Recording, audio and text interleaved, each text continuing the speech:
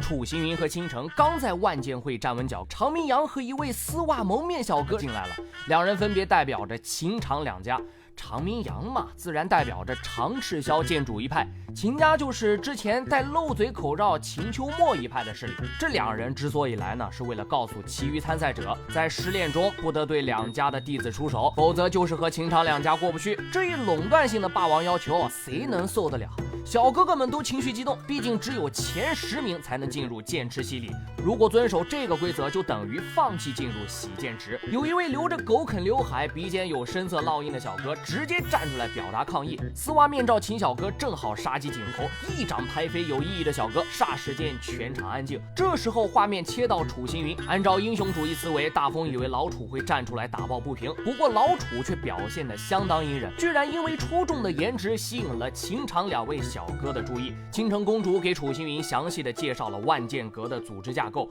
万剑阁等级制度森严，阁主为尊，其次是剑主，剑主之下是真传弟子和数名普通弟子，也只有阁主才能制衡两大剑主，就连大夏皇朝也不被他们放在眼里。拍卖会即将开始，倾城这次中意的是轻换双剑，没想到常明阳居然出面和倾城竞拍轻换双剑，倾城最后能如愿吗？留下你的想法，咱们评论区见。关注大风说，收获一大波儿。